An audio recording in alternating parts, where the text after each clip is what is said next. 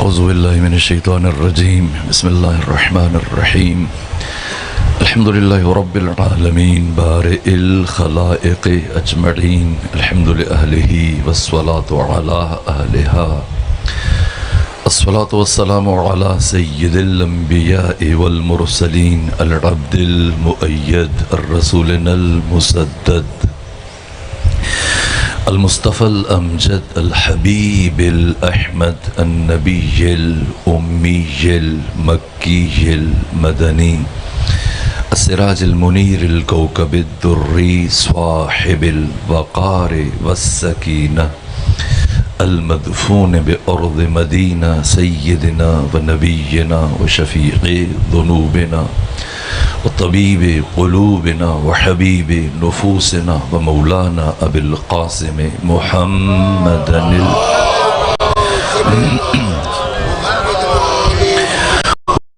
الأطيبين الأطهرين الأنجبين المأسومين المظلومين ولعنة الله على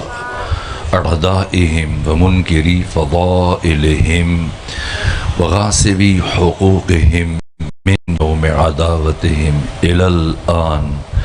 ومن الآن إلى قيام يوم الدين وبعد يوم الدين أما بعد فقد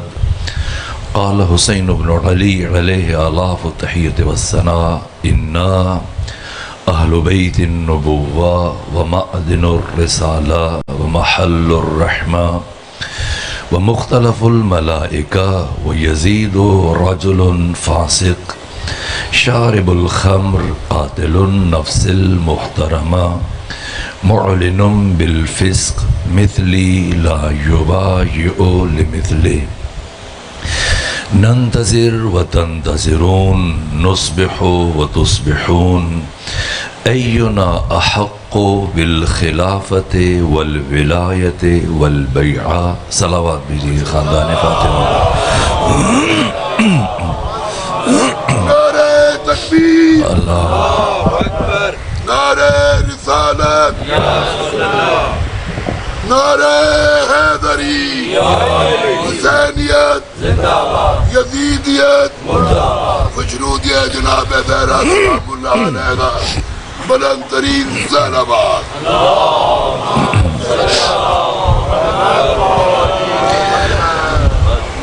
یہ وہ کلمات ہیں کہ جو سرور و سالار شہیداں امام حریت امام عزت امام انقلاب امام غیرت راکب دوش رسول سید شباب اہل الجنہ حسین بن علی علیہ آلاف طیت وسنا نے ولید بن عتبہ بن ابو سفیان کے دربار میں بیان فرمائے، اور ان کلمات میں جو اپنے تعارفات کے بعد یزید ابن معاویہ ابن ابو سفیان ابن حرب ابن امیہ کا پہلا تعارف بیان کیا اور اپنے قیام کا فلسفہ اور حکمت اور وجہ ذکر کی، وہ یہ کہ یزید رجل فاسق ہے، اور اگر امت مسلمہ کا حکمران وہ مرد فاسق ہے اور مجسم فسق ہے اور معلنون بالفسق ہے، تو پھر اس کا کردار اس کی ذات تک محدود نہیں رہے گا بلکہ پوری امت مسلمہ میں سرایت کر جائے گا، اور امت مسلمہ کا ہر فرد خود یزید بن جائے گا، اس لیے کہ حاکم کا کردار اس کی ذات تک نہیں رکتا بلکہ ایک ایک فرد قوم تک پہنچتا ہے۔ اس لیے ناگزیر ہے میرا قیام تاکہ میں یزید کے کردار کو بنو امیہ کے گھروں تک محدود کر دوں، اور یزید اور اسلام کے درمیان ایک ایسی لکیر کھینچ دوں کہ جو قیامت تک کے لیے حد فاصل قرار پائے۔ اس لیے قیام فرمایا، اور پھر ائمہ دین جو اس قیام کے وارث قرار پائے، برابر ان کی زندگیوں کا محور اسی فسق اور فجور کے خلاف جہاد تھا، جس کا نتیجہ یہ ہوا کہ بنو امیہ کی حکومت تدریجاً کمزور ہوتے ہوتے اس مرحلے پہ پہنچی کہ پھر انہیں منہ چھپانے کے لیے جگہ نہیں مل رہی تھی، اور سوائے ہسپانیہ کے، اندلس کے، اسپین کے مملکت اسلامیہ میں ان کی حکومت ہمیشہ کے لیے ختم ہوئی، اور پھر 500 سال گزرنے کے بعد اسپین میں بھی ان کی حکومت ہمیشہ کے لیے ختم ہو گئی۔ لیکن اس کی اساس اور اس بنو امیہ کی شکست کی جو اساسی ترین وجہ ہے وہ ائمہ دین، وارثان عاشورہ کا کردار ہے۔ ہر امام کا کردار دوسرے امام سے متصل ہے۔ جہاں ایک امام نے اپنا کام چھوڑا، ایک وارث عاشورہ نے اپنا کام چھوڑا، وہیں سے دوسرے امام، دوسرے وارث عاشورہ نے اپنے کام کو آگے بڑھایا۔ جس نقطے پہ امام حسین کا کام آ کے رکا، بالکل اسی نقطے سے امام علی زین العابدین کا کام شروع ہوا، اور امام سجاد علی زین العابدین نے جس بام عروج تک پہنچایا ہے قیادت اور راہبری کو اور امامت کو، کہ خود امامت کو ناز ہے ایسی ہستی پر امام علی زین العابدین کہ وہ محیر العقول ذات، کہ آج مشرقین غیر مسلم افراد کے جب آپ کی سیرت کو پڑھتے ہیں تو بشر حیران ہو جاتا ہے کہ کن حالات میں اپنے بابا امام حسین کے مقصد کو بچایا اور قیامت تک آنے والی نسلوں تک پہنچانے کا اہتمام کیا۔ اور اس کے بعد پھر آپ کے فرزند حضرت امام محمد باقر، کل آپ کی سیرت کی طرف میں نے کچھ اشارے کیے، بہت سارے اہم پہلو باقی ہیں، لیکن وقت کی کمی کے باعث میں چاہتا ہوں کہ خود آقا امام زمان اور آپ کی غیبت صغریٰ اور آپ کی غیبت کبریٰ کے کچھ حصص بھی، اور وہ آپ کی حکومت اور وہ دولت کریمہ جس کا تعارف معصومین نے کروایا، اور پھر عصر غیبت میں ہماری کچھ ذمہ داریاں، ان سے متعلق بھی عرض کروں۔ تو جہاں امام محمد باقر نے اپنے کام کو پہنچایا، اسی نقطے سے امام جعفر صادق علیہ آلاف و تحیت وسنا نے اپنا کام شروع کیا، اور اپنے بابا کے چھوڑے ہوئے 6 شاگردوں سے دنیا کی اس عظیم النظیر اور مثالی یونیورسٹی کو قائم کیا کہ پھر چشم فلک نے دوبارہ ایسا منظر نہیں دیکھا۔ آپ جائیں آج کی متمدن، مہذب، مثقف معاشروں میں، جب بڑی بڑی درسگاہیں ہیں، بڑی بڑی یونیورسٹیاں ہیں، آکسفورڈ ہے، کیمبرج ہے، کیلیفورنیا ہے، ہارورڈ یونیورسٹی اور کیلیفورنیا، اور بڑی دنیا کی جو بڑی درسگاہیں مانی جاتی ہیں، ان درسگاہوں میں، ان یونیورسٹیز میں تمام علوم تدریس نہیں کیے جاتے۔ اگر ایک یونیورسٹی میں بہت سارے علوم پڑھائے جا رہے ہیں، کچھ علوم ایسے ہیں جو وہاں پہ نہیں پڑھائے جا رہے۔ تاریخ انسانی میں پہلی مرتبہ چشم فلک نے یہ منظر دیکھا کہ تمام تر علوم امام جعفر صادق کے مکتب میں، آپ کے مدرسے میں، آپ کی یونیورسٹی میں پڑھائے جاتے تھے، لیکن آسان نہیں تھا، بہت پیچیدہ حالات تھے، مشکل حالات تھے، لیکن باقی ائمہ کی نسبت کسی حد تک امام صادق کو آسودگی میسر آئی۔ یہ پچھلے ائمہ کی محنت کا تسلسل ہے کہ اب حالات میں بدلاؤ آ رہا ہے، لیکن ابھی بھی کیفیت کیا ہے کہ خود بنو امیہ کا جو رویہ تھا، بجائے خود بنو عباس نے کیا کیا، یہاں تک کہ امام جعفر صادق علیہ السلام کے سگے چچا جناب زید کو جس بے دردی سے شہید کیا گیا کہ شہید کرنے کے بعد آپ کے جسم کو جلا دیا گیا اور راکھ کو دریا میں بہا دیا گیا۔ ابھی جب آپ عراق میں جاتے ہیں اس مقام پر جہاں روزہ بنا ہوا ہے، تو بعض افراد یہ سمجھتے ہیں کہ شاید جہاں پر جناب زید بن علی بن حسین جہاں پر مدفون ہے، نہ، یہ وہ جگہ ہے جس جگہ پر آپ کو شہید کیا گیا۔ یہ المیہ، اتنی بڑی جلیل القدر شخصیت، یہ جو صحیفہ سجادیہ کہ آپ میں سے ہر مومن کے گھر میں موجود ہے، یہ 54 دعائیں کہ جو معرفت کا بار ذخار ہے، امام سجاد نے خود املا کروائیں، یہ دعائیں لکھوائیں۔ کسے لکھوائیں؟ اپنے فرزند جناب زید کو۔ یہ رسالت الحقوق جو 50 حقوق ہیں، جو منشور بشر ہے پوری کائنات کے لیے، قیامت تک کے لیے، امام زین العابدین نے لکھوایا۔ کس کے ہاتھ لکھوایا؟ جناب زید کے ہاتھ لکھوایا۔ یہ جناب زید اپنے زمانے کے زاہد ترین وہ عظیم الشان شخصیت کے آپ نے قیام فرمایا، اور پھر آپ کو شہید کروا دیا گیا، اور اس کے بعد پھر محمد نفس زکیہ اور آپ کے بھائی جناب ابراہیم کی، یہ دونوں فرزند ہیں عبداللہ محض کے۔ عبداللہ محض فرزند ہیں جناب حسن مصنع کے، حسن مصنع فرزند ہیں امام حسن مجتبیٰ کے۔ تو یہ دو بھائی جب انہوں نے حکومت وقت کے خلاف قیام کیا تو رائے عامہ اس درجہ ہموار ہوئی۔ ایک صلوات بھیجیے خاندان فاطمہ پر۔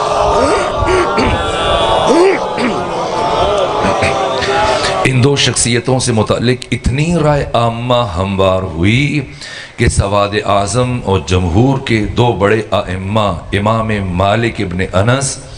اور امام ابو حنیفہ نعمان بن ثابت دونوں نے محمد نفس زکیہ اور ابراہیم کی مدد کے وجوب کا فتویٰ جاری کیا اور کہا کہ سب مسلمانوں پر واجب ہے کہ ان دو بھائیوں کی نصرت کریں۔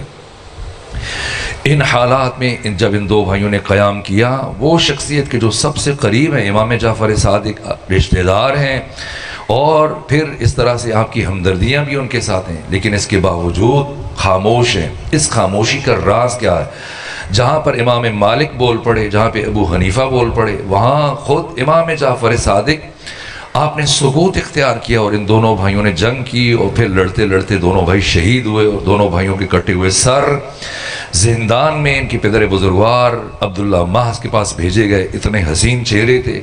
اتنے خوبصورت جوان تھے یہ دو بھائی، اپنے زمانے کے وہ متقی زاہد حافظان قرآن جو فقیہ مانے جاتے تھے، دین کے عالم مانے جاتے تھے، جو آپ کا کردار تھا۔ تو جب بیٹوں کی کٹے ہوئے سر دیکھے تو وہیں چیخ ماری، اور جناب عبداللہ محض کی شہادت زندان میں ہوگی، لیکن امام جعفر صادق خاموش ہیں۔ تیسری جانب اولاد امام حسن مجتبیٰ کو زنجیروں میں جکڑ کر، توق اور بیڑیاں پہنا کر، بے کجاوہ اونٹوں پر بٹھا کر مدینے سے باہر نکالا گیا، ان کے گھروں کو آگ لگا دی گئی، اور امام جعفر صادق 20 دن تک گریا کرتے رہے، اور اتنے بیمار ہوئے کہ گھر سے مسجد نبوی تک، مسجد نبوی متصل ہے، ساتھ ہے، لیکن اتنی نکاہت ہوئی، اتنی کمزوری ہوئی کہ گھر سے مسجد نبوی تک نہ جا سکے۔ اس کے باوجود صبر کیا اور ایک لفظ نہیں کہا۔ اور پھر چوتھی جانب جب بنو امیہ کے خلاف ہر طرف سے جنگیں و بغاوت شروع ہوئی، تو عراق سے ابو سلمہ خلال نے جب بنو امیہ سے حکومت چھینی، ان کے گورنر کو مار کے بھگا دیا۔ ایک صلوات بھیجیے خاندان فاطمہ۔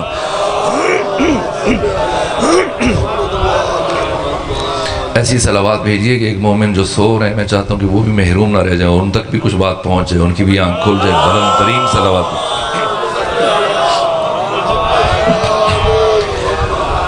آپ نے بھی صلوات پڑھتے ہوئے اس لیے احتیاط کی کہ کہیں وہ معاشر میں شکوہ نہ کریں کہ چین سے سو رہا تھا میں ہوں، کس نے مجھے اٹھا دیا، یہاں بھی ستانے آ گئی، کس نے پتہ بتا دیا۔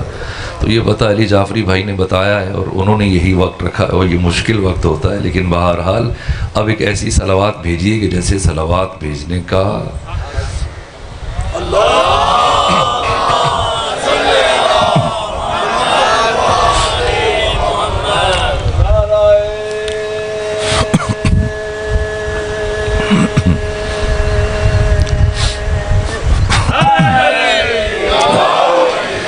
تو ابو سلمہ خلال نے عراق پر قبضہ کر لیا، اور قبضہ کرنے کے بعد خط لکھا امام جعفر صادق علیہ السلام کی طرف کہ میں نے عراق کی حکومت سنبھال لی ہے، اور ابھی میرے کنٹرول میں آئیے، اور آپ یہ امانت ہے، آ کر آپ عراق کی حکومت سنبھال لیجئے۔ لیکن جب یہ قاصد پہنچا تو امام مسجد نبوی میں قرآن مجید کی تلاوت میں مصروف تھے، رات کا وقت تھا، اور چراغ جل رہا تھا، اور چراغ کی روشنی میں امام قرآن کی تلاوت کر رہے تھے۔ ایسے میں جب خط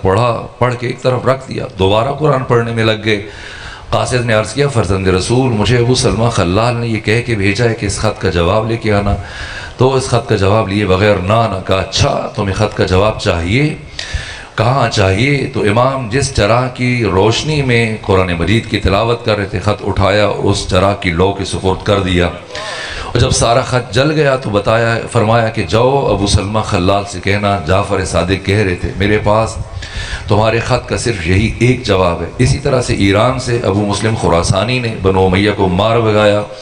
اور ایران کو اپنے کنٹرول میں لے لیا، اور ایسا ہی خط امام جعفر صادق کے لیے بھیجا، لیکن امام نے اسے بھی ملتا جلتا جواب دیا۔ کیوں؟ اب مسئلہ حکومت کرنا نہیں ہے، حکومت برائے حکومت کی اسلام میں ارزش نہیں ہے، حکومت اصلاح معاشرہ کے لیے، حکومت اسلامی نظام کے قیام کے لیے ہوتی ہے۔ لیکن اب جب کہ انحطاط فکری کی وہ سطح ہے کہ لوگ حتیٰ بنو ہاشم کے افراد نماز کے بنیادی ترین مسائل تک فراموش کر چکے ہیں، یوں اس طرح سے حق و باطل کو آمیختہ کیا گیا بنو امیہ کی ظلمتوں اور اس جہالتوں کے دور میں کہ لوگ دین کی ابتدائی ترین مسائل سے بے خبر ہیں اور نہیں جانتے. کوئی نبوت کا انکار کر رہا ہے، کوئی رسالت کا انکار کر رہا ہے، کوئی امامت کا انکار کر رہا ہے، کوئی توحید کا انکار کر رہا ہے، یہاں تک کہ خود کوئی خدائی کا ادعا کر رہا ہے. امام جعفر صادق علیہ آلاف و طیب وسلم، جیسے میں نے کل آپ کی خدمت میں امام محمد باقر سے متعلق عرض کیا کہ ایسا نہیں کہ امام کہیں پر رک کر بیٹھتے تھے اور پھر لوگ آئیں اور وہ مجھ سے مسئلہ پوچھیں. نہ، امام اس چشمے سیال کی مانند خود چلتے ہوئے جاتے اور پیاسوں کو سیراب کرتے تھے، اور جہاں بھی کوئی دین کے خلاف غلط فہمی پھیلاتا یا کوئی کسی گمراہی میں مبتلا ہوتا، امام خود جا کر اس کی ہدایت کا فریضہ سر انجام دیتے. اور کسی نے امام کو، البتہ امام کی زندگی کا جو سب سے پہلا مناظرہ ہے وہ 3 برس کی عمر میں آپ نے شام میں جا کر وہ مناظرہ کیا. امام جعفر صادق علیہ آلاف و طیب وسلم کی ولادت 83 ہجری میں ہوئی، عبد الملک بن مروان کے زمانے میں. عبد الملک بن مروان کی حکومت 64 ہجری سے شروع ہوئی، 86 ہجری پہ جا کے ختم ہوئی. 22 سال اس نے حکومت کی. اس کی حکومت کے آخری 3 سالوں میں امام جعفر صادق علیہ السلام کی 83 ہجری کے اوائل میں جب ولادت ہوئی تو اس کی موت ہوئی 86 ہجری میں. تو اس نے اپنی زندگی کے آخری ایام میں اس کے پاس ایک قدری مناظر آیا اور اس نے آ کے کہا کہ میرے کچھ نظریات ہیں، میرے کچھ عقائد ہیں، میرے کچھ اصول ہیں، اور میں چاہتا ہوں کہ تم مسلمان دانشوروں کو بلاؤ، علماء کو بلاؤ، مفتیوں کو بلاؤ، محدثین کو بلاؤ، وہ آ کر مجھ سے بحث کریں، گفتگو کریں، مجھے شکست دیں، اور اگر وہ مجھے شکست نہ دے سکے تو تم پر لازم ہے کہ تم میرے نظریات کو پوری اسلامی دنیا میں نافذ کرو اور سب کو سکھاؤ، پڑھاؤ اور ان کو قبول کرو. تو اس نے ایک ایک کر کے علماء کو بلایا، دانشوروں کو بلایا، مفتیوں کو بلایا، محدثین کو بلایا. جو بھی آتا ہے چند لمحوں میں اس قدری مناظر کے ہاتھوں سے شکست قبول کرتا، یہاں تک کہ جب پوری اسلامی دنیا میں کوئی ایسا مفتی، کوئی ایسا محدث، کوئی ایسا دانشور نہ بچا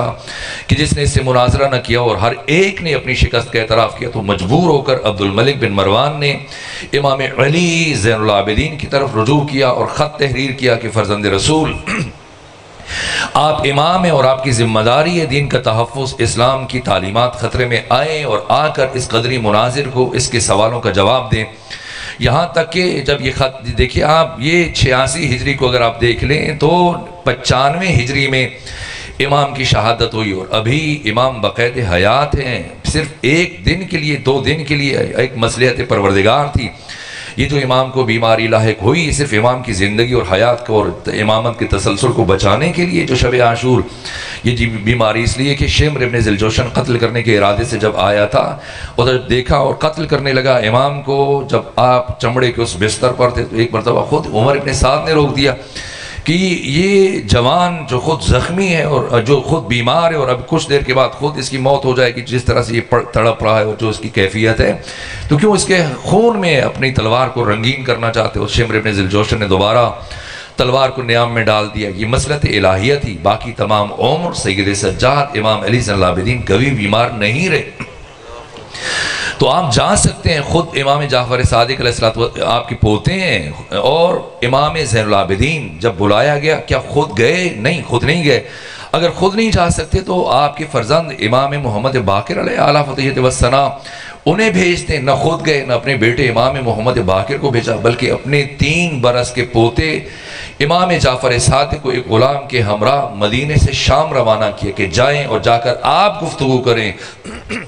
آپ اس قدری مناظر کے ساتھ مناظرہ کریں. اور جب امام اس صغر سنی میں، اس بچپنے میں، 3 برس کی عمر میں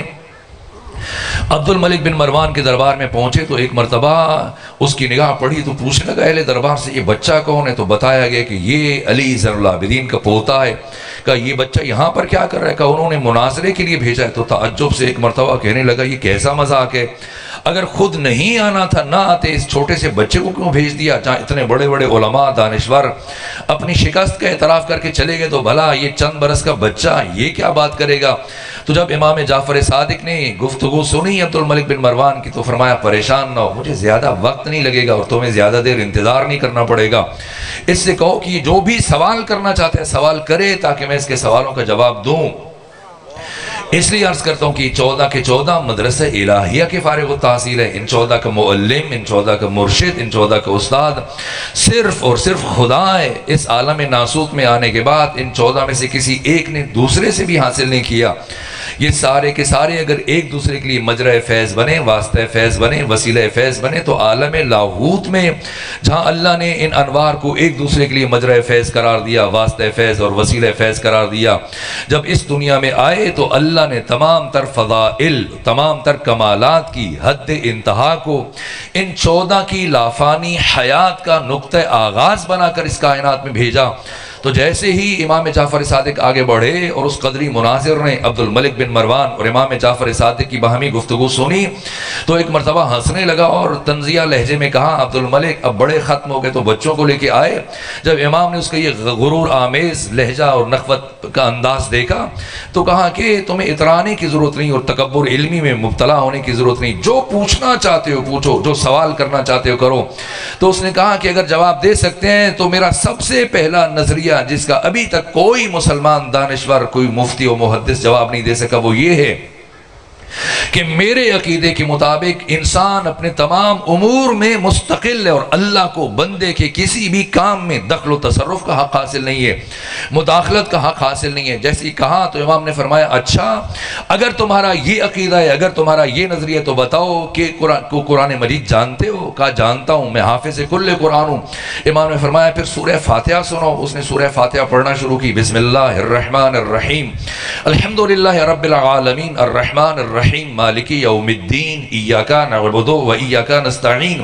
آگے پڑھنے لگا، آگے بڑھنے لگا۔ امام نے فرمایا رکو، ٹھہرو۔ کہا کیوں؟ سورہ تو مکمل کرنے دیجئے۔ امام نے فرمایا نا، ضرورت نہیں ہے۔ کہا کیوں ضرورت نہیں ہے؟ کہا بس مجھے اتنا بتا دو کہ جب تم ایاک نعبد و ایاک نستعین کہہ کر، جب کہ تمہارا عقیدہ ہے کہ بندے کو، اللہ کو بندے کے کسی بھی عمل میں دخل کا، تصرف کا، مداخلت کا حق حاصل نہیں، تو پھر ایاک نستعین کہہ کے خود خدا کو مداخلت کے لیے کیوں بلاتے ہو؟ جیسی سنا ہل کر رہ گیا اور جلدی سے اپنے مقام سے اٹھا، آگے بڑھ کر امام کے ہاتھ کا بوسہ لیا کہ یقین ہو گیا کہ جو پہلے آ رہے تھے وہ اور تھے، جو اب آیا وہ اور ہے۔ اور پھر کہا اللہ اعلم حیث یجعل رسالتہ، اللہ بہتر جانتا ہے کہ اپنی رسالت کو کون سے خاندان میں قرار دے۔ صلوات بھیجیے خاندان فاطمہ پر۔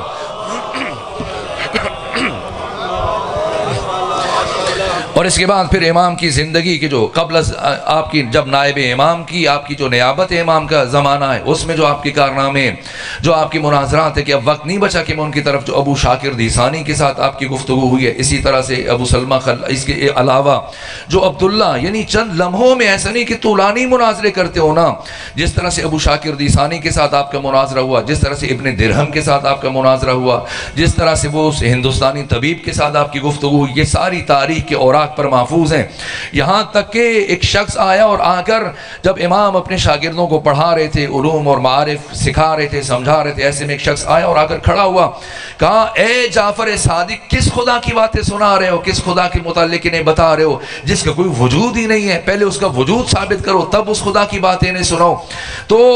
کہا کہ آپ خدا اس کا پہلے وجود میرے لیے ثابت کریں، تب میں بھی تسلیم ہو جاؤں۔ تو امام نے کہا اچھا آپ خدا کے وجود سے متعلق مجھ سے بات کرنا چاہتے ہیں؟ کہا اگر آپ مجھے قائل کر دیں تو میں اسی محفل میں اعتراف کروں گا، یا پھر آپ میری بات کو تسلیم کر لیجئے۔ امام نے جب اس نے خدا کے وجود سے متعلق مناظرے کے لیے امام کو دعوت دی تو امام نے کہا ٹھیک، ہم مناظرہ کریں گے، گفتگو کریں گے،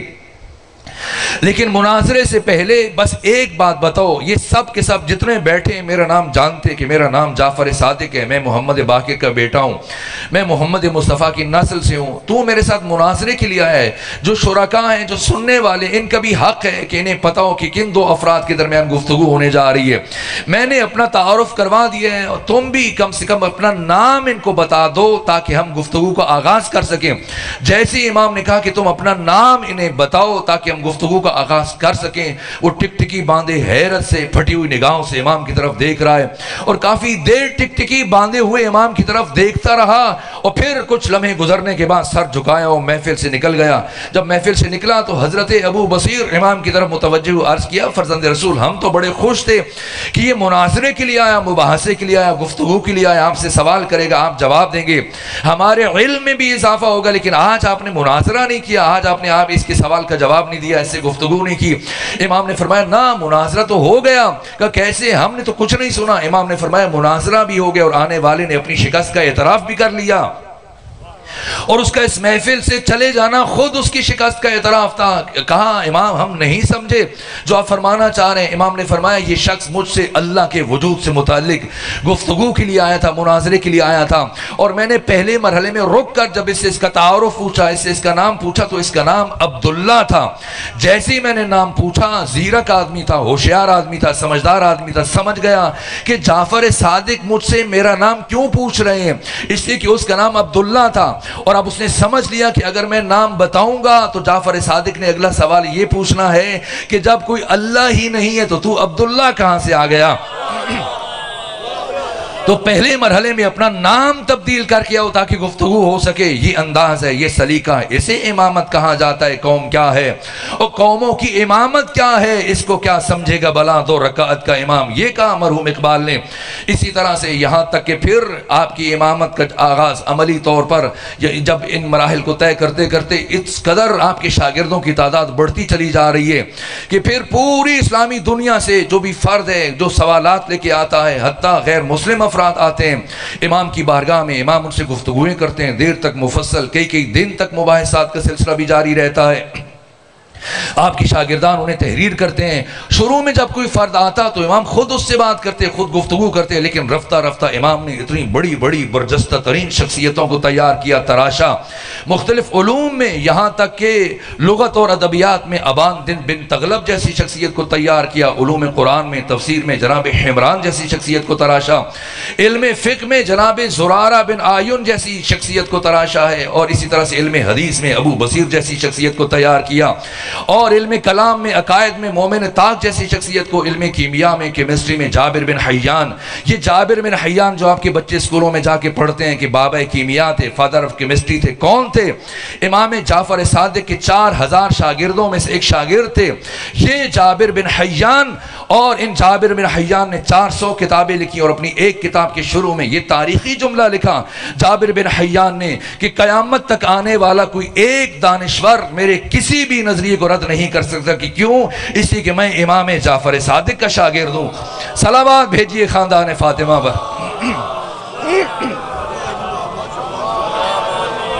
ایک اور صلوات بھیجیے کہ مومن اچھی طرح سے بیدار ہو جائے۔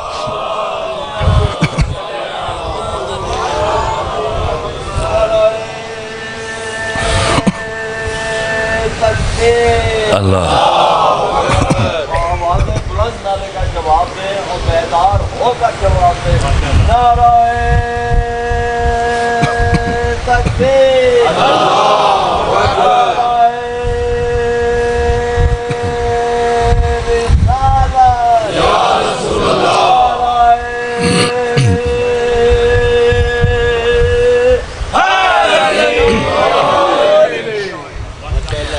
میں تھوڑا سا حساس ہوں، بہت معذرت چاہتا ہوں،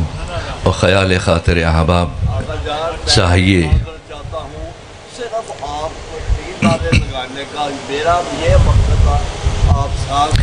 خدا آپ کو جزائے خیر عطا فرمائے، پروردگار آپ کو بہترین جزا عطا فرمائے، لیکن وہ خیال خاطر احباب چاہیے ہر دم، انیس ٹھیس نہ لگ جائے آپ گینوں کو۔ تو ایک مومن مجھے اچھا نہیں لگتا بس، لیکن ان کی آنکھ لگ جاتی ہے، اور فضائے مجلس میں سونا بھی خود بہت بڑی عبادت ہے، لیکن میں حساسیت کے سبب سے تھوڑا پھر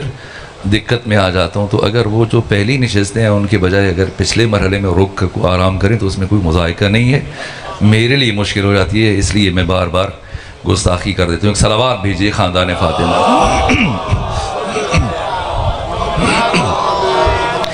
امام جعفر صادق علیہ آلاف و تحیید و ثنا نے تھوڑے عرصے میں مختلف علوم میں مختلف شخصیتوں کو تراشا، تیار کیا۔ مرید پرور نہیں تھے، شخصیت پرور تھی۔ اتنی بڑی بڑی شخصیتوں کو تراشا کہ پوری اسلامی دنیا سے کوئی عالم، کوئی دانشور، کوئی مفتی اٹھ کر آتا گفتگو کے لیے، بحث کے لیے، مناظرے کے لیے، مباحثے کے لیے، تو امام پوچھتے بتاؤ کس بارے میں بات کرنا چاہتے ہو؟ اگر وہ کہتا قرآن میں اور تفسیر میں بات کرنا چاہتا ہوں، مناظرہ کرنا چاہتا ہوں، فرماتے حمران سے بات کرو۔ اگر کہتا فقہ میں، فرماتے زرارہ سے بات کرو۔ اگر کہتا حدیث میں، امام فرماتے ابو بصیر سے بات کرو۔ اگر کہتا عقائد میں، توحید میں، علم کلام میں بات کرنا چاہتا ہوں، فرماتے مومن طاق سے بات کرو۔ اگر وہ اصرار کرتا کہ نہیں میں آپ سے بات کرنا چاہتا ہوں تو امام فرماتے نہ، تم ان سے گفتگو کرو، ان سے بحث کرو، ان سے مناظرہ کرو، اگر تم نے ان میں سے کسی ایک کو شکست دے دی تو سمجھ لینا تم نے جعفر صادق کو شکست دی ہے۔ اتنی بڑی بڑی شخصیتوں کو تراشا اور پھر مکتب اہل بیت کی اس طرح سے بنیاد رکھی، احیاء کیا مکتب محمدی کا اور آئین مصطفیٰ کا، اس طرح سے احیاء کیا اور اس طرح سے لوگوں کو حق و حقیقت اور اسلام سے آشنا کیا کہ گویا لوگ ابھی ابھی پہلی مرتبہ اسلام سے آشنا ہو رہے ہیں، بنو امیہ کی تاریکیوں کو، جہالتوں کو اس طرح سے حرف غلط کی طرح سے مٹاتے چلے گئے اور لوگوں میں اس طرح سے روشنی بکھیرتے چلے گئے۔ یہ وارثان عاشورہ کے شہادت حسین کے بعد ان ائمہ دین نے ایک سال، ایک مہینہ، ایک ہفتہ، ایک دن تو بجائے خود ایک لمحے کے لیے بھی کار امامت کو رکنے نہیں دیا اور مسلسل بات آگے بڑھتی چلی گئی۔ کہاں سے بات شروع ہوئی کہ امام سجاد کے زمانے میں کہ جب ایک شخص صرف سلام کے لیے کھڑا ہوتا تو اسے بھی بلا کر گورنر ہاؤس میں اسے تفتیش کی جاتی تھی، اور آج امام صادق علیہ آلاف و تحیت و ثنا، جبکہ آپ دیکھیں آپ 12 ائمہ کو مانتے ہیں، آپ سب کے سب علوی بھی ہیں، آپ حسنی بھی ہیں، حسینی بھی ہیں، مہدوی بھی ہیں،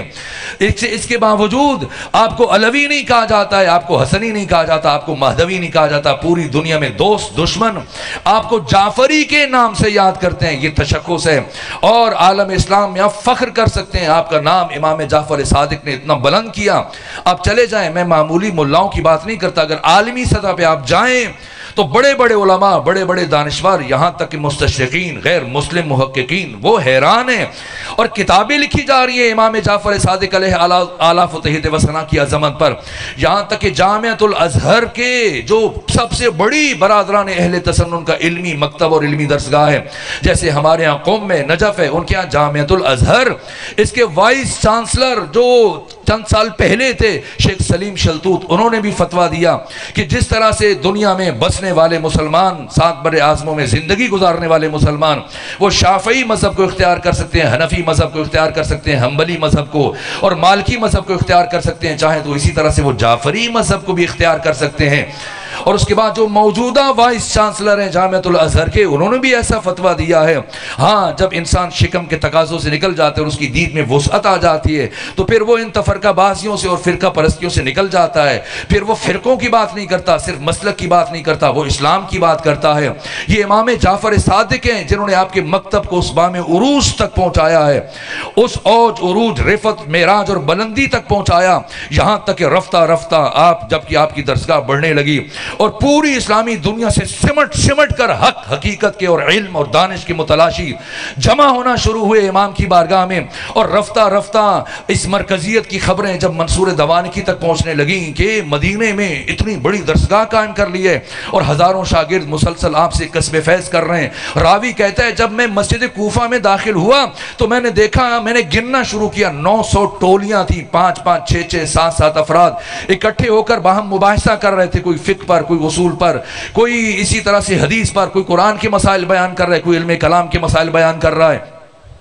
تو یہ میں نے گننا شروع کیا تو ان ٹولیوں کی گروہ کی تعداد 900 تھی، اور جب میں جس ٹولی کے پاس سے گزرتا، جس گروہ کے پاس گزرتا تو ہر ایک کی زبان پر بس یہی جملے جاری تھے، قال الباقر قال الصادق، قال الباقر قال الصادق۔ یہ امام جعفر صادق کی پوری اسلامی دنیا میں ہر اہل شعور، ہر اہل معرفت کے دل پر حکومت کرنے لگ گئے، اور آپ سے محبت یوں بڑھنے لگی کہ مدینہ علم کا، معرفت کا، روحانیت کا، نورانیت کا مرکز بن گیا۔ اور جیسے یہ خبریں منصور دوانکی تک پہنچنا شروع ہوئی، ایک مرتبہ پریشان ہوا اور اس کی نیندیں اڑنے لگیں، اور یہ اس فکر میں مبتلا ہوا کہ میں تو محض لکڑی کے تخت پر بیٹھ کر لوگوں کے جسموں پر حکومت کر رہا ہوں۔ اس وقت اگر پوری اسلامی دنیا میں کسی کی دلوں پر حکومت ہے تو صرف اور صرف جعفر صادق علیہ السلام ہے۔ اس لیے اس نے اپنے مشیروں سے مشورہ کیا، پوچھا بتاؤ کیا کروں، کس طرح سے میں امام جعفر صادق کی مرکزیت اور روحانیت کو اور مرجعیت کو توڑنے میں کامیاب ہو جاؤں۔ تو انہوں نے مشورہ دیا کہ ایسے کرو کہ تم افاضل کو بلاؤ، دانشور بلاؤ، علماء بلاؤ، گورنر بلاؤ، خواص بلاؤ، بنو عباس کے سرداروں کو بلاؤ اپنے دربار میں، اور ان سب کی موجودگی میں ایک ایسا دانشور اور ایک ایسا فقیہ اور عالم بلاؤ جو سب کی موجودگی میں تمہارے ہوتے ہوئے امام جعفر صادق سے سوال پوچھے، ایسے سوال پوچھے کہ امام جعفر صادق ان کا جواب نہ دے سکیں، تو جب وہ ان کا جواب نہ دے سکے تو تمہارے پاس یہ عذر آ جائے گا، بہانہ آ جائے گا کہ ایک ایسا شخص کہ جو جواب دینے کی صلاحیت نہیں رکھتا تو وہ امامت اور اس طرح سے لوگوں کو پڑھانے کا بھی حق اور استحقاق نہیں رکھتا، تو تم ان کے درس پر مکتب پر پابندی عائد کر سکتے ہو اور ان کی امامت کے اوپر بھی پابندی عائد کر سکتے ہو اور ان کے سلسلہ درس کو بھی بند کر سکتے ہو۔ یہ خوش ہوا اور اب ڈھونڈنا شروع کیا، تلاش کرنا شروع کیا کہ کوئی ایسا فرد مل جائے کہ وہ ایسے سوال پوچھے کہ جعفر صادق لاجواب ہو جائیں،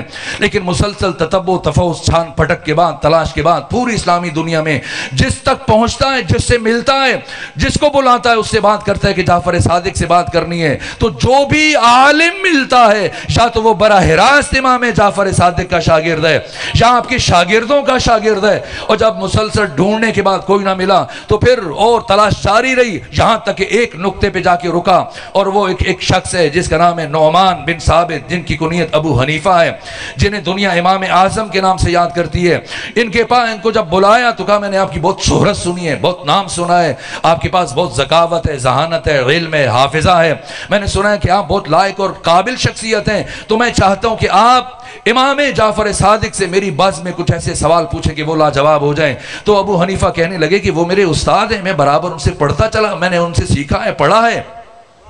کس طرح سے اپنے استاد کے مقابلے میں آ جاؤں؟ تو منصور دوانکی نے ڈرایا، دھمکایا، پھر لالچ دی کہ اگر آپ نے یہ مناظرہ، یہ مباحثہ نہ کیا تو میں آپ کو سزا دوں گا، اور اگر آپ نے یہ کیا تو میں آپ کو اتنا مالا مال کر دوں گا کہ آپ کی نسلوں کے لیے کفایت کرے گا، اور آپ کو میں سرکاری سطح پر آپ کی امامت کا اعلان کر دوں گا۔ اس تخویف اور تحریض کے نتیجے میں بالآخر جناب ابو حنیفہ کو مائل کیا، تیار کیا، اور وہ امام کے ساتھ مناظرے کے لیے آمادہ ہوئے، لیکن ابو حنیفہ نے کہا کہ مجھے کچھ وقت چاہیے تاکہ میں ایسے سوال تیار کر سکوں کہ جعفر صادق لاجواب ہو جائیں۔ یہاں تک کہا کہ جتنا وقت چاہیے لے لیجئے، اور آج آپ خود بتائیں گے تب میں جعفر صادق کو بلاؤں گا۔ اور پھر مسلسل 4 مہینے کوشش اور جستجو کے بعد، غور و فکر کے بعد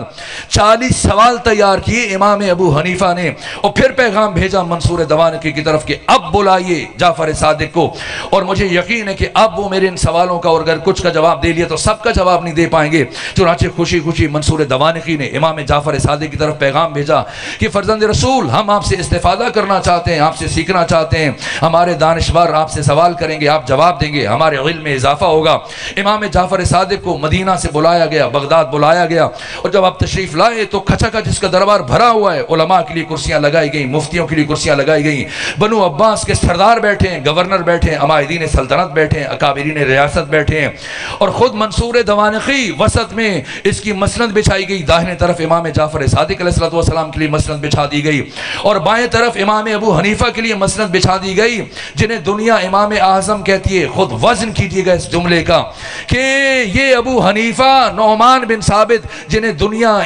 خود امام اعظم کہتی ہے، یہ برابر 2 سال امام جعفر صادق کے شاگرد رہے، اور یہ کہا کرتے تھے کہ لولا سنتان لہلک النعمان، کہ اگر 2 سال جعفر صادق کی شاگردی میں نہ ملے ہوتے تو میں ہلاک ہو جاتا۔ اور کسی نے پوچھا عمر کیا ہے جناب کی، تو کہنے لگے 2 سال۔ کہا نا، میں آپ کی عمر پوچھ رہا ہوں، آپ تو سفید ریش ہیں، 2 سال کیسے ہو سکتی ہے؟ کہا 2 ہی سال ہے۔ کہا مذاق کر رہے ہیں؟ کہا مذاق نہیں کر رہا۔ کہا پھر کیسے 2 سال ہے؟ کہا کہ بس وہی 2 سال جو میں نے امام جعفر صادق کی صحبت میں گزارے۔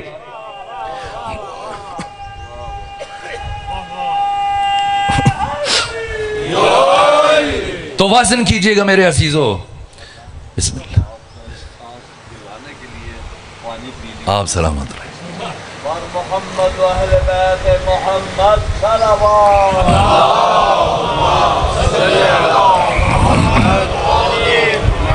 آگے سے لے کر پیچھے تک تمام مومنین سے میری درخواست ہے، آپ اپنے خالق کو ابھی پکاریں گے نعرے کے جواب میں، اپنے اپنی حاجات، اپنے اپنے مدعات بڑھانے کے لیے کوتاہی نہیں کرنی، وہ آوازیں بلند ساتھ ہوگا، پیچھے والے مومنین بھی استفادہ کیجیے گا۔ اور حبیب خدا خاتم الانبیاء رحمت للعالمین صلوات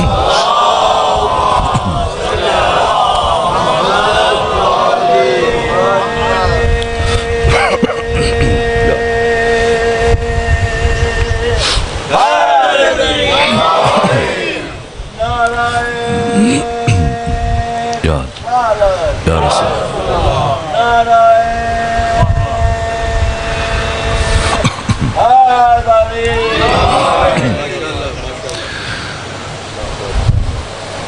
امام جعفر صادق وہ ہستی کہ صرف 2 سال جن کی شاگردی اختیار کرنے والا فرد پوری امت اور جمہور کے لیے امام اعظم کہلائے، اس امام کی اپنی امامت کا معیار کیا ہوگا؟ یہ امام جعفر صادق ہیں اور ہزاروں افراد بیٹھے ہیں، دربار کھچا کھچ بھرا ہوا ہے، اور وسط میں منصور دوانقی، داہنے جانب امام صادق، بائیں طرف امام ابو حنیفہ، اور پھر منصور دوانقی نے ان لفظوں سے گفتگو کا آغاز کیا کہ اے امام جعفر صادق، یہ ہمارے ملک کے بہت بڑے دانشور ہیں اور ان کے کچھ سوالات ہیں، اور ہم نے چاہا کہ اس بز میں یہ سوالات پوچھے جائیں تاکہ ہم سب آپ کے علم سے استفادہ کر لیں۔ تو اب یہ امام کا شاگرد رہ چکا ہے، برابر 2 سال پڑھتا رہا، امام سے سیکھتا رہا، لیکن ظرف کی بلندی کی انتہا ہے، نہیں فرمایا کہ کسے میرے مقابلے میں لے کے آئے ہو، یہ تو میرا شاگرد ہے، بس اتنا فرمایا ہاں ہم انہیں جانتے ہیں، ان سے کہیے جو پوچھنا چاہتے ہیں پوچھیں۔ اور پھر جناب ابو حنیفہ نے سوالات کا سلسلہ شروع کیا۔ میں چاہتا تھا آج مفصلاً کچھ تفصیلی سوالات آپ کے سامنے پیش کرتا، لیکن وقت ختم ہو رہا ہے، تو چند ایک سوال آپ کے سامنے عرض کروں۔ پہلا سوال پوچھا، کہا اے امام صادق بتائیے مردار میں اور ذبیحہ میں کیا فرق ہے، کیوں ایک کا گوشت حلال ہے دوسرے کا گوشت حرام ہے؟ امام نے فرمایا خون کا فرق ہے، ایک کا خون اس کے جسم سے نکل جاتا ہے اس لیے وہ حلال ہو جاتا ہے، دوسرے کا خون اس کے جسم کے اندر رہ جاتا ہے اس لیے وہ حرام ہے۔ تو کہا اللہ نے خون کو کیوں حرام قرار دیا؟ اگر اللہ خون کو حلال قرار دے دیتا تو کم سے کم یہ گوشت ضائع نہ جاتا، اور ایسے مفلوق الحال تو ہی دست تو ہی دامن مفلس اور غریب افراد جو عام دنوں میں اپنے بچوں کو گوشت نہیں کھلا سکتے، کم سے کم اسی مردار کا گوشت کھلا کے اپنے بچوں کا پیٹ بھر دیتے، تو اللہ نے خون کو کیوں حرام قرار دیا؟ امام نے فرمایا اس لیے کہ اللہ اپنے بندوں سے بہت محبت کرتا ہے۔ کہا کہ محبت کا، اللہ کا بندوں کے محبت کا اور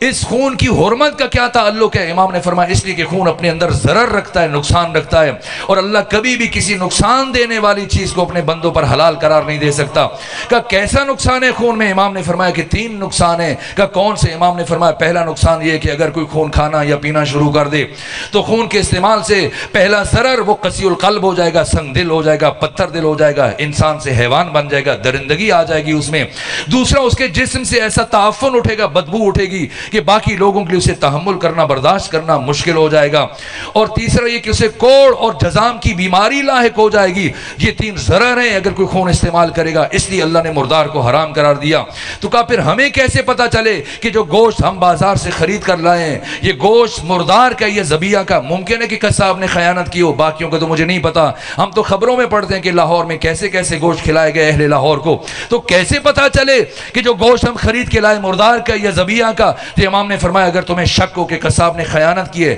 تو گوشت کو گھر میں لانے کے بعد اس گوشت کو آگ پہ رکھو، اگر پھیلنا شروع ہو جائے تو مردار ہے، اگر سمٹنا شروع ہو جائے تو ذبیحہ ہے۔ کہ اگر ذبیحہ شرط ہے اور ذبیحہ کی اتنی اہمیت ہے تو پھر مچھلی کو تو ذبح نہیں کیا جاتا ہے۔ امام نے فرمایا مچھلی اگر پانی کے اندر مرے تو مردار ہے، پانی سے باہر آ کر مرے تو ذبیحہ ہے۔ کا کیا فرق پڑتا ہے پانی کے اندر مرے یا باہر مرے؟ بالآخر اسے ذبح تو نہیں کیا جاتا۔ امام نے فرمایا فرق پڑتا ہے، مچھلی جب پانی کے اندر مرتی ہے تو مرنے سے پہلے تڑپتی نہیں ہے، لیکن جب پانی سے باہر مرتی ہے تو مرنے سے پہلے تڑپتی ہے۔ تو اس تڑپنے کے نتیجے میں اس کے جسم کا سارا خون اس کے سر میں جا کے اکٹھے ہو جاتا ہے اور باقی کا سارا گوشت سالم اور محفوظ رہ جاتا ہے۔ تو کہا کیسے پتا چلے کہ یہ جو قصاب ہے، جو مچھلی فروش ہے، یہ ہمیں وہ مچھلی بیچ رہا ہے جو پانی کے اندر مری یا وہ مچھلی بیچ رہا ہے جو پانی کے باہر مری ہے؟ امام نے فرمایا اگر تمہیں شک ہو تو اس مچھلی کو دوبارہ پانی کے اندر رکھ دو، اگر یہ پیٹ کے بال اس کا جسم پانی کے اوپر تیرے تو سمجھو کہ یہ مردار ہے، اور اگر دوسری کروٹ میں یہ پانی کے اوپر تیرے تو سمجھو کہ یہ ذبیحہ ہے۔ کہا اچھا، اور اس کے بعد پھر باقی سوالات پوچھتے پوچھتے کہا کہ ایسی جنت کا کیا فائدہ؟ بس میں مختصر کر رہا ہوں، ایسی جنت کا کیا فائدہ کہ انسان خود تو جنت میں چلا جائے لیکن اس کے بیوی بچے بہن بھائی ماں باپ اولاد دوست عزیز رشتہ دار وہ جہنم میں چلے جائیں، جب بھی اسے جنت میں اپنوں کی یاد آئے گی اور یاد ستائے گی تو یہ جنت اس کے لیے جہنم بن جائے گی، تکلیف میں مبتلا ہو جائے گا۔ جنت تو آسائش کی جگہ ہے، سکون کی جگہ ہے، تو جب بھی اسے اپنوں کی یاد آئے گی یہ اذیت میں مبتلا ہو جائے گا، تو ایسی جنت کا کیا فائدہ؟ امام نے فرمایا ایسا نہیں ہوگا جیسے تو کہہ رہا۔ کیوں ایسا نہیں ہوگا؟ امام نے فرمایا کہ جنت میں پہنچنے کے بعد انسان کی عقل کامل ہو جائے گی، اور جب انسان کی عقل کامل ہو جائے تو اس کی دوستی اور دشمنی کا معیار صرف خدا بن جاتا ہے، اور جب کسی کی دوستی اور دشمنی کا معیار صرف خدا بن جائے تو پھر ایسا انسان کبھی بھی اللہ کی کسی نافرمان بردار اور دشمن کے لیے پریشان نہیں ہوتا۔ کا اولاد فاطمہ ہونا کون سا بڑا شرف ہے، سید ہونا کون سی بڑی بات ہے، اولاد فاطمہ ہونا کون سے اعزاز کی بات ہے؟ امام نے فرمایا کیا یہ شرف کم ہے کہ ہر ایک ہمارے نسب میں شامل ہونے کی کوشش کرتا ہے لیکن ہم کسی کے نسب میں شامل ہونے کی کوشش نہیں کرتے؟ کہا کیا وجہ ہے کہ آپ کے شیعہ اعمال میں سست ہیں، سستی کرتے ہیں، نماز روزے میں غفلت کرتے ہیں، تاخیر کرتے ہیں، چھوڑ دیتے ہیں، لیکن جو آپ کی ولایت اور امامت کو نہیں مانتے یہ بڑی باقاعدگی سے نمازیں ادا کرتے ہیں، عبادات کو انجام دیتے ہیں، لیکن آپ کے شیعہ نماز روزے میں سستی کرتے ہیں۔ اس کی کیا وجہ ہے کہ جو آپ کی ولایت کو مانتے ہیں اعمال میں سست ہیں، اور جو نہیں مانتے وہ اعمال میں چست ہیں۔ تو یہ حضرت نے فرمایا کہ ابلیس نے ہمارے شیعوں کو عقیدے میں گمراہ کرنے کی کوشش کی تو ناکام ہوا، پھر اس نے سارا زور ان کے عمل پر صرف کیا تو نتیجتاً ان سے عمل میں سستی ہو جاتی ہے۔ لیکن ہمارے دشمنوں کو عقیدے میں گمراہ کرنے کے بعد ان کے حال پر چھوڑ دیا کہ عمل میں لگے رہو، یہ کون سا تمہیں کوئی فائدہ پہنچا دے گا۔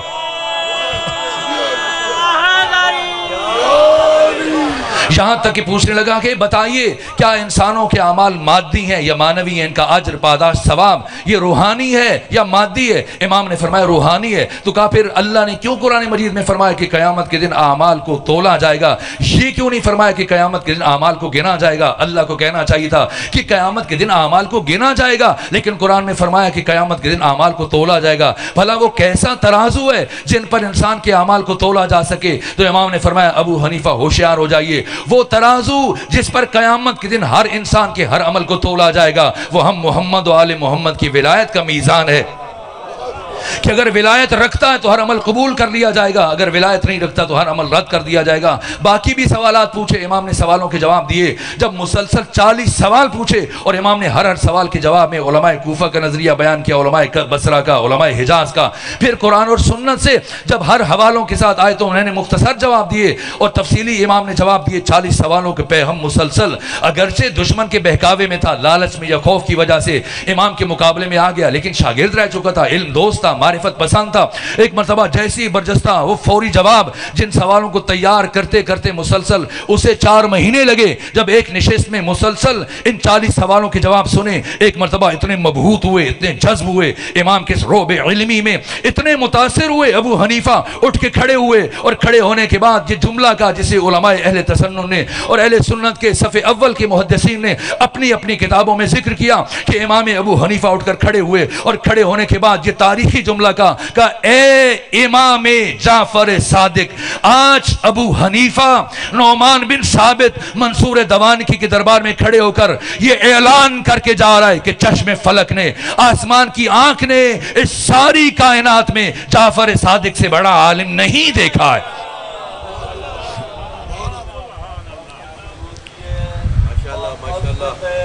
جناب امام جعفر صادق علیہ السلام بلند سے بلند صلوات۔ پروردگار سلامت رکھے۔ شرمندہ ہوں کہ وقت ختم ہوا تو یہیں پر رک رہے ہو، کل یہیں سے اپنی بات آگے بڑھائیں گے۔ مجھے احساس ہے آپ کی مصروفیات کا، صبح کے وقت میں آپ اہل بیت علیہم السلام کو کربلا کے شہیدوں کا پرسہ دینے کے لیے آتے ہیں۔ پروردگار آپ کے اس ایک ایک لمحے کے عوض میں آپ کو اجر عظیم عطا فرمائے، اور میدان معاشر میں جب ابراہیم خلیل جیسے نبی گھٹنوں کے بل چل رہا ہوگا، نفسی نفسی کی آواز جاری ہوگی، ایسے مرحلے میں پروردگار ہم سب کو شفاعت حسین ابن علی نصیب فرمائے۔ آئے آج آقا حسین کو ان کے 2 بھانجوں کا پرسہ پیش کرتے ہیں۔ وہ بیوی جس نے اپنا سب کچھ حسین پر قربان کر دیا، کیا شرف ہے اور کیا مقام ہے ثانی زہرا کا، کہ ہر امام، وقت نہیں بچا کہ میں عرض کرتا کہ امام صادق نے ثانی زہرا سے متعلق کیا جملے کہے، خود امام موسیٰ کاظم علیہ السلام۔ بس میں ایک جملہ آقا امام زمانہ کی نسبت سے عرض کروں۔ آیت اللہ مرشی نجفی فرماتے ہیں کہ میں نے آقا امام زمانہ کو خواب میں دیکھا، اور انہوں نے مجھ سے کہا مرشی جاؤ فلاں گلی میں ایک شاعر رہتا، اسے جا کے میرا سلام پہنچاؤ، اور اسے کہنا رات جو اشعار تم نے لکھے ہیں زمانے کا امام تمہارا شکریہ ادا کر۔ آیت اللہ مرشی جب اسی جگہ پہنچے جو خواب میں امام نے تعلیم فرمائی، دق الباب کیا، شاعر نے دروازہ کھولا اور امام کا پیغام پہنچا کہ اے شاعر، امام زمانہ فرما رہے تھے کہ رات جو آپ نے اشعار لکھے میں تمہارا شکریہ ادا کر دوں۔ پھر رخصت ہونے لگے تو آقا مرشی کہتے ہیں کہ مجھے خیال آیا کہ وہ کیسے اشعار ہوں گے کہ جن کی وجہ سے وقت کا امام اس شاعر کا شکریہ ادا کر رہا ہے۔ تو میں نے شاعر سے کہا اگر مناسب سمجھے تو وہ کلام مجھے بھی دکھا دیں جو آپ نے رات لکھا۔ جب وہ شاعر کلام اٹھا کے لایا تو اس کا پہلا شعر یہ تھا کہ سر نئی در نئی نوا می ماند اگر زینب نبود، کربلا در کربلا می ماند اگر زینب نبود، کربلا کربلا ہی میں رہ جاتی اگر زینب بنت علی نہ ہوتی۔ کیا کیا کیا اس بی بی نے، اور باقی شہادتیں بھی ہوئیں، لیکن جناب اون و محمد شب عاشور جناب ثانی زہرا دونوں بچوں سے نوازش کر رہی ہیں اور اپنے ہاتھوں سے دونوں بیٹوں کے ہاتھ سروں میں بالوں میں کنگھی کر رہی ہیں اور ساتھ وصیتیں کر رہی ہیں۔ نے کہا اے میرے بیٹو، اے میرے شیرو، تم علی ابن ابی طالب کے پوتے ہو، تم علی ابن ابی طالب کے نواسے ہو، تم جناب جعفر طیار کے پوتے ہو۔ اے میرے بہادرو، اے میرے شیرو، کل جب میدان جنگ میں جانا تو کوشش کرنا کہ اپنے ماموں آقا حسین کے سب سے بڑے دشمن عمر ابن سعد کو تم اپنے ہاتھ سے قتل کرنا، اور اگر جنگ کرتے کرتے تم فرات تک پہنچ جاؤ تو خبردار میرے بیٹو پانی نہ پینا، اس لیے کہ حسین ابن علی میرے بھائی کے بچے تم سے زیادہ پیاسے ہیں۔ یہاں تک کہ رات تمام ہوئی اور عاشور کی صبح آئی، اور ثانی زہرا ایک مرتبہ جب دونوں بچے آپ کے سامنے آئے تو فرمایا بیٹو میں آپ کو رخصت کر چکی تھی، آپ لوگ ابھی تک نہیں گئے۔ نے کہا اماں ہم جانا چاہتے ہیں لیکن ہمارے ماموں آقا حسین ہمیں اجازت نہیں دے رہے۔ یہاں تک کہ ثانی زہرا خود چل کر گئیں، کہا بھیا حسین میرے بیٹوں کی قربانی قبول فرمائیں۔ حضرت نے تأمل کیا، بی بی نے کہا بھیا حسین میں آپ کو اپنے حق کا واسطہ دیتی ہوں، میرے بیٹوں کو میدان جنگ میں جانے کی اجازت دیجیے۔ حضرت نے فرمایا اے میری بہن زینب، شاید ان کے باپ عبداللہ بن جعفر کی اجازت نہ ہو۔ کہ بھیا حسین عبداللہ بن جعفر نے مجھ سے یہ کہا تھا کہ اگر جنگ کا مرحلہ آ جائے اور حسین کو دشمنوں کے ساتھ لڑنا پڑ جائے تو ان دو بیٹوں کو اون و محمد کو علی اکبر سے پہلے میدان جنگ میں روانہ کرنا۔ بس اب امام حسین نے آمادہ کیا، تیار کیا، ایک بھانجے کو آپ نے تیار کیا جناب محمد کو، اور جناب اون کو حضرت ابو الفضل عباس نے آمادہ کیا، تیار کیا۔ شرمندہ ہوں وقت ختم ہو رہا ہے لیکن چند جملے سنیں تفسیری شہادت پر رات میں عرض کر دوں گا۔ یہاں تک کہ یہ دونوں شہزادے جب میدان جنگ کی طرف چلنے لگے تو محمد نے اپنے بھائی اون سے کہا کہ میں میمنہ کی طرف سے حملہ کروں گا اور تم میسرہ کی طرف سے حملہ کرنا، اور ہم دونوں میمنہ و میسرہ کو چیرتے ہوئے قلب لشکر کی طرف بڑھیں گے جہاں عمر ابن سعد کھڑا ہے۔ تو میری ماں نے، ہماری ماں نے یہ کہا ہے کہ تم نے ماموں کے سب سے بڑے دشمن عمر ابن سعد تک پہنچنا ہے، اسے قتل کرنا ہے، تو یوں ہم وہاں پر بالملک پہنچ کے ملاقات کریں گے۔ اب دونوں بھائی علی کے نواسے امام جناب جعفر طیار کے پوتے جنگ کرتے کرتے جب میمنہ اور میسرہ کو الٹتے وہ صفیں چیرتے وہ مسلسل دشمنوں کے بیچ میں سے گزر رہے ہیں اور ایسی جنگ کر رہے ہیں کہ کشتوں کے پشتے لگا رہے ہیں اور آگے بڑھتے چلے جا رہے ہیں، یہاں تک کہ جیسی قلب لشکر سے قریب ہو رہے تھے عمر ابن سعد کی نگاہ پڑی ان دو شہزادوں پر، گھبرایا اور چلایا، اپنے سپاہیوں کو آوازیں بلند کی، اپنے 12 جرنیلوں سے کہا جلدی کرو کہ ان دو جوانوں کو، ان دو لڑکوں کو روکو، اس لیے کہ یہ مجھے قتل کرنے کے ارادے سے آگے بڑھ رہے ہیں، وہ مسلسل میری طرف بڑھتے چلے جا رہے ہیں۔ یہاں تک کہ کہا کہ سب مل کر چاروں طرف سے انہیں گھیرو اور سب مل کے حملہ کرو ورنہ یہ مجھے قتل کر ڈالیں گے۔ ایک مرتبہ سارے دشمن چاروں طرف سے ان دو شہزادوں کو گھیرنا شروع کیا، اور اب جس کے پاس جو ہتھیار ہے برابر اس ہتھیار کو آزما رہا ہے۔ میں نے مقتل کی کتابوں میں دیکھا جناب محمد کے سر پر تلوار کی ضرب لگی جس سے آپ کا سر شگافتہ ہوا، اور جناب اون کے سر پر گرز مارا گیا جس سے آپ زین فرس کے اوپر خود کو سنبھال نہ سکے، اور دونوں شہزادے زمین پر آئے۔ جناب اون کی اسی لمحے شہادت ہو گئی جب وہ زمین پر آئے، لیکن جناب محمد میں رمق حیات باقی تھی اور آواز دی مامو جان ہمارا آخری سلام قبول کیجئے۔ ادھر حسین ابن علی اور ادھر ابو الفضل عباس، دونوں شخصیتوں نے اپنے گھوڑوں کو ایڑ لگائی. آئے جناب ابو الفضل عباس نے اون کا لاشا اٹھایا، اور امام حسین جب پہنچے جناب محمد تک رمق حیات باقی تھی. جناب محمد کا سر اٹھا کر زانو پر رکھا، اور جب زانو پر رکھا تو جناب محمد نے کہا کہ مامو جان جب ہمارے لاشیں لے کر جائیں ممکن ہے کہ اس وقت تک میری شہادت ہو چکی ہو، ہماری ماں کو بتا دیجئے گا. ہم نے ان کی وصیت پر عمل کیا. ہم دونوں فرات کے کنارے پر پہنچ گئے تھے لیکن ہم دونوں نے پانی نہیں پیا، یہاں تک کہ اب دونوں بھائیوں کی لاشیں اٹھائے گئے. اور جناب عباس و امام حسین جب لاشیں اٹھا کے پہنچے ہیں، بس آخری جملہ میرے عزیزو، ثانی زہرا روز عاشور جب بھی لاشاں اٹھا کے لایا جاتا تھا سب سے پہلے اس شہید کے لاشے پر ثانی زہرا آتی تھی، پھر باقی بیبیاں پہنچتی تھیں. لیکن جب اون و محمد کے لاشیں آئے، ایک مرتبہ باقی بیبیاں پہنچی ہیں لیکن ثانی زہرا نہیں آئی. ایک مرتبہ سید الشہداء نے فرمایا فضا میری بہن زینب کو اطلاع دیجئے اون و محمد کی لاشیں آ چکی ہیں. لیکن جب بی بی پہنچی ہیں دو لاشوں کے درمیان ایک مرتبہ ثانی زہرا زمین پر بیٹھی اور آنکھوں کو بند کیا، دائنا ہاتھ محمد کے سینے پہ رکھا، بائنا ہاتھ اون کے سینے پر رکھا، اور اس کے بعد گریہ کرتے ہوئے جملہ کہا اے میرے اون و محمد تم تو دنیا سے چلے گئے، اب زینب کے پاس کچھ نہیں بچا، میرا بھائی حسین اکیلا ہے، اب میں اپنے حسین پر کسے قربان کروں گی. الا لعنت اللہ علی القوم الظالمین وسیعلم الذین ظلموا ای منقلب ینقلبون. پروردگار ہماری عبادت کو اپنی بارگاہ میں قبول فرما، اس عبادت کے لیے اپنی بارگاہ سے اجر عظیم قرار دے. پروردگار اس ذکر اور مجلس کا ثواب بانی مجلس کے مرحومین اور آباء و اجداد جو اس دنیا سے رخصت ہوئے اور حاضرین کے تمام مرحومین کی ارواح کو ایصال فرما، ان سب کے درجات کو بلند فرما، ان سب کی آخرت کی مشکلات کو آسان فرما. پروردگار ہمیں صالح زندگی گزارنے کی توفیق عطا فرما،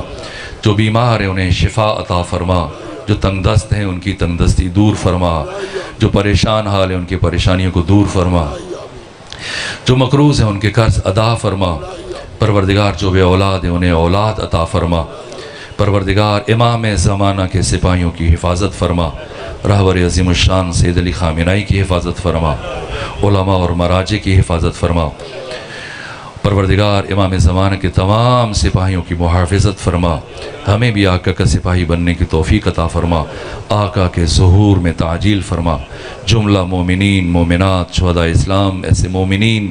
کہ جن کے لیے کوئی فاتحہ پڑھنے والا نہیں، شہداء ایران اور اپنے سب کے مرحومین اور علی جعفری بھائی کے مرحومین، سب کے لیے سورہ فاتحہ اور سورہ اخلاص کی تلاوت.